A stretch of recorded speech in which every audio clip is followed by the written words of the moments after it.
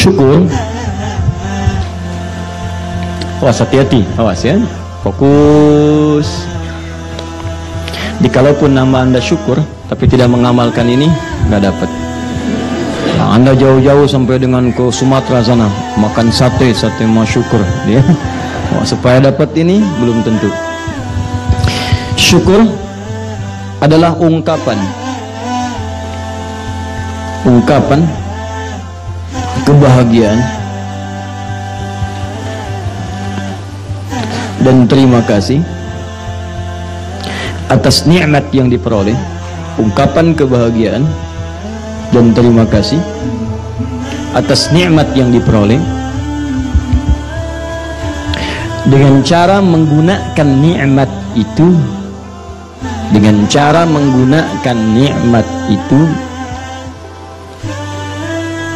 sesuai dengan ketentuan yang telah Allah tetapkan.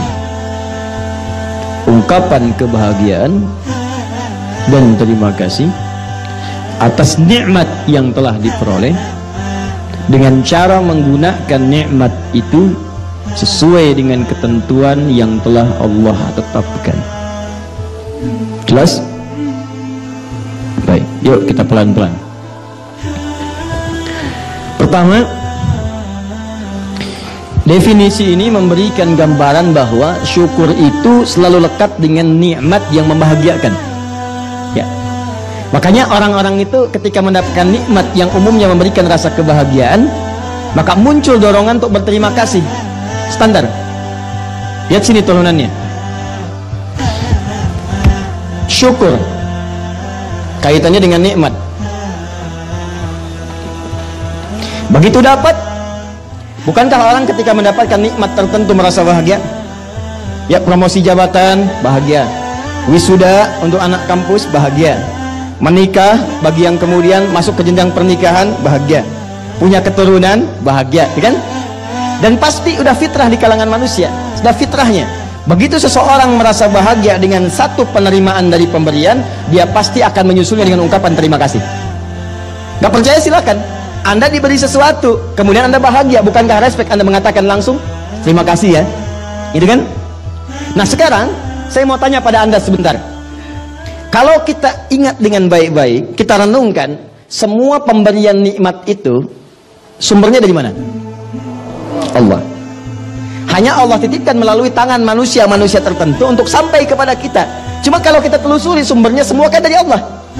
Jadi Anda bayangkan, maaf ya, pada yang dititipkan oleh Allah saja kita terima kasih. Masa kepada Allah kita tidak bersyukur? Jelas ya? Makanya pada manusia disebut syukran, terima kasih dari syukur. Ucapan terima kasih. Tapi Anda jangan lupa, dia cuma dititipin oleh Allah, sampaikan pada si fulan lewat tangannya supaya dia mendapatkan bagian dari pahalanya. Jelas? Cuma yang tidak boleh kita lupakan, sumber nikmatnya bukan orang tadi, sumber nikmatnya dari Allah Subhanahu wa taala. Nah, lalu Allah kasih tawaran kepada kita, kalau Anda ingin saya tambah lagi, mungkin saya titipkan lewat yang lain lagi, lewat perusahaan tertentu, lewat orang tertentu, maka kata Allah, jangan cukupkan kalimatnya kepada ucapan terima kasih, teruskan dengan cara menggunakan nikmat itu sesuai dengan ketentuan yang Allah tetapkan. Yuk kita ambil contoh satu-satu. Di sini, di bagian terakhir banyak yang gagal di sini. Bagian pertamanya sukses, menerima nikmat, bahagia, lahir anak, bahagia. Maaf, sampai sini selesai. Terima kasih. Cuma kemudian itu tidak disusul dengan ketentuan Allah. Bagaimana cara merawat anak yang baik sehingga kebahagiaan itu berlipat di masa depan? Tidak diikuti sehingga muncullah kemudian penyesalan di masa depan. Jangankan sampai ke surga, dunianya sudah nestapa. Ada yang lekat dengan narkoba, ada yang sedangnya tawuran, ada yang sudah membantah orang tua, ada yang durhaka dan sebagainya. Nah, sekarang yuk kita masuk pada satu-satu cara nikmatnya. Pertama, bagaimana mensyukuri contoh nikmat yang menenangkan dan memberikan kenyamanan. Baik Bapak Ibu, sebentar. Nikmat penglihatan, bisa melihat, nikmat tidak? Nikmat ya? Baik, kalau kita sepakat itu nikmat, berarti harus kita syukuri kan? Baik, supaya apa? Lihat baik-baik, pelan-pelan. Orang yang bisa melihat itu tenang, nyaman, tentram. Ketika mati, lampunya padam, mulai sibuk, mulai gelisah, nyari sendal di pengajian bahkan bisa tertukar, ya, nyari barang tidak kelihatan, nyari handphone harus dinyalakan dulu macam-macam, Nyari mushaf juga tidak nampak terlihat. Begitu kelihatan, cahaya dipantulkan, lewat masuk ke mata, alhamdulillah jadi tenang lagi.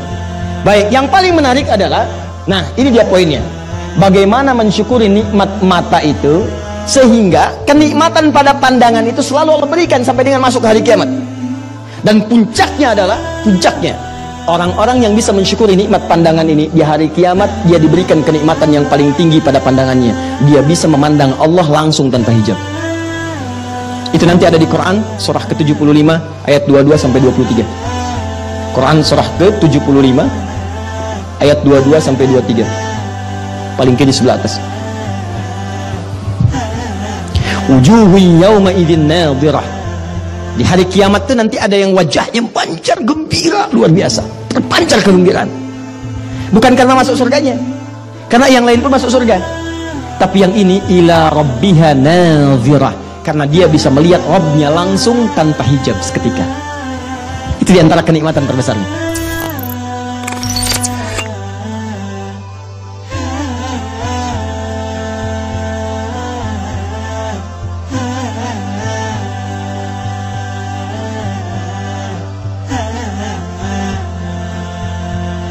Qanaah dalam beragama. Qanaah adalah merasa cukup dengan apapun yang diberikan oleh Allah kepada kita. Dan orang yang qanaah, hidupnya akan tenang, karena dia tidak bernafsu untuk mendapatkan apa yang tidak dia miliki. Seperti yang kita pahami, pemberian Allah yang merupakan nikmat Allah kepada para hambanya ada dua macam. Pertama, nikmat duniawi, seperti nikmat hidup, kesehatan, nikmat rezeki, fasilitas hidup, harta simpanan, dan seterusnya. Kedua, nikmat berupa syariat. Allah lah yang menurunkan syariat untuk para hambanya, agar mereka bisa mendapatkan kebahagiaan kelak di akhirat. Untuk nikmat pertama, semua manusia bisa merasakannya. Sementara untuk nikmat jenis yang kedua, tidak ada yang bisa merasakannya kecuali mereka yang diberi petunjuk oleh Allah. Nabi SAW bersabda, sesungguhnya Allah memberikan dunia kepada siapa saja yang Allah cintai dan tidak Allah cintai. Namun Allah tidak akan memberikan agama kecuali kepada orang yang Allah cintai. Siapa yang diberi agama oleh Allah, berarti Allah mencintainya. Hadis riwayat Ahmad dan disahihkan Al-Albani. Qanaah terhadap dua nikmat. Kita diajarkan untuk qanaah dalam perkara dunia, agar hati kita tidak bernafsu untuk apa yang tidak kita miliki. Nabi SAW mencela orang yang selalu merasa kurang. Beliau SAW bersabda, andai manusia memiliki satu lembah emas, dia akan mengejar untuk memiliki dua lembah, dan tidak ada yang memenuhi mulut manusia kecuali tanah. Dan Allah menerima taubat bagi mereka yang rajin bertaubat. Hadis riwayat Bukhari dan Muslim. Nabi SAW juga menyebutkan bahwa orang yang qanaah hidupnya akan bahagia. Beliau SAW bersabda, sungguh bahagia orang yang masuk Islam, diberi rizki yang cukup, dan Allah jadikan orang yang qanaah terhadap apa yang Allah berikan kepadanya. Hadis riwayat Ahmad dan Muslim. Sebagaimana kita diajarkan untuk bersikap qanaah terhadap rizki dunia, kita juga diajarkan untuk qanaah terhadap pemberian berupa syariat. Dan bentuk qanaah terhadap syariat adalah kita menerima dengan lapang hati dan tidak menambah-nambahi sedikit pun. Ketika Nabi SAW mengajarkan kepada kita suatu amalan, kita ikuti seperti yang beliau ajarkan, tanpa menambah-nambahi dengan tata cara ibadah apapun. Orang yang menambah-nambahi dalam tata cara ibadah, berarti dia tidak qanaah terhadap pemberian Allah berupa syariat. Karena itulah, Nabi SAW melarang keras hal ini. Dalam mukadimah khutbah beliau, seringkali beliau mengulang nasihat, hindari semua perkara yang baru dalam masalah agama, karena semua perkara yang baru dalam agama adalah bid'ah, dan semua bid'ah itu sesat. Hadis riwayat Ahmad dan disahihkan Syu'aib Al-Arnaud.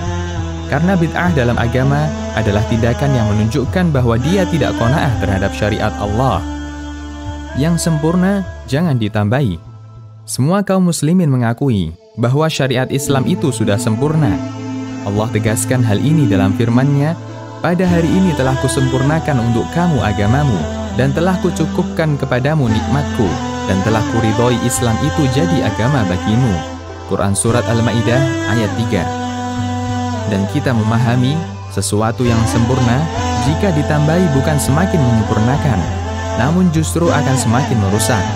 Manusia sempurna dengan dua matanya, jika ditambahi satu mata, bukan membuatnya semakin indah, namun semakin merusak. Kedua tangan sempurna dengan 10 jari, jika ditambahi satu jari, tidak semakin menyempurnakan, tetapi itu adalah kelainan.